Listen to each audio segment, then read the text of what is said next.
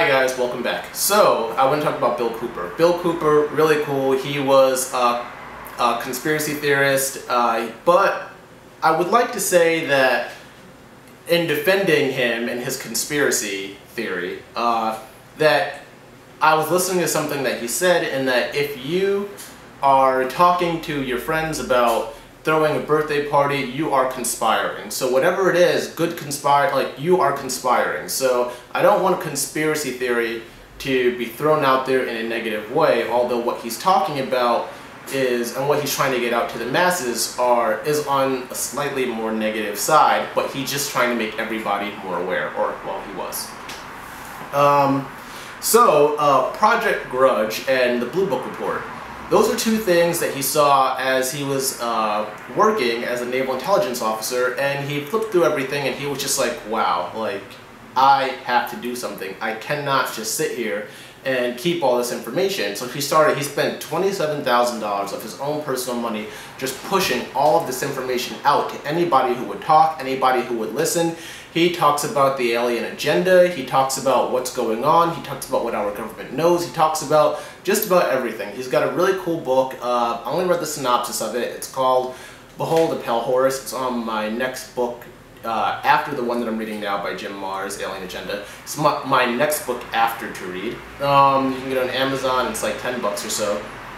But basically, he was trying to push all of this information out of actual events that he saw and that he had read that were classified documents, and slowly but surely, like, he was getting hits out on his life, and then eventually he got shot. So it only gives validity to what he was saying. Obviously, he was saying something that they did not want us to know, and we should live in a society where we are all informed and nobody is greater than anybody. I am not greater than the president not greater than I, and, you know, I'm not greater than a homeless person, the homeless person not greater than I. We should live in a place where we are all privy to the exact same information, which is what Bill Cooper wanted. Along with that, Moulton Howe was an advocate, or currently is still an advocate. If you haven't gone to her website, check out the Earth Files. Earthfiles.com, I believe, or just Google it and it'll come right up.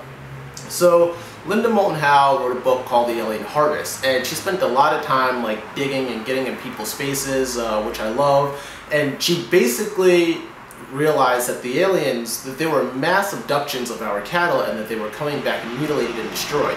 So, you know, with that in mind, what makes anybody think that that couldn't happen to us? So there is ultimately an agenda that we are all, you know, that we are all linked in. Like, there is ultimately a reason that all of these tests are being done, and tests are being done on humans as well, and there are a great deal of people out there in the world that have been abducted, and if you don't know if you've been abducted or not, chances are you may not have realized if you've been abducted, because I read a report and essentially 1/3 of the American people have been abducted. So if you stand next to 3 people, if you stand next to 2 other people, one of you has been abducted. And the way abduction works is that if you understand how to get into a different dimension, there are dimensions here on Earth that we cannot currently see. So if you understand how to get into that dimension, somebody can come walk right into your room, walk right into your house, walk right through your door, and you have no clue because we cannot physically see it. But there are animals that can see it. We've all seen our dogs or our cats or whatever pet we have stare and bark at a blank wall. My dog does it all the time. I have to say to my dog, look, it's okay. Whatever's here is not going to hurt us. I'm just telling her that. I don't know if it's going to hurt us or not. But whatever's here is not going to hurt us. And I tell this thing, look, I don't know where you are, but leave my dog alone. And sure enough, there's quiet right after it.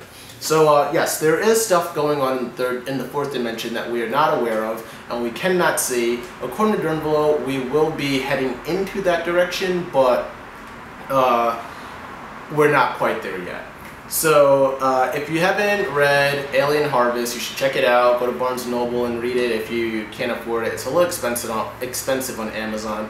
But Moulton Howe is really an advocate for pushing out this information as well.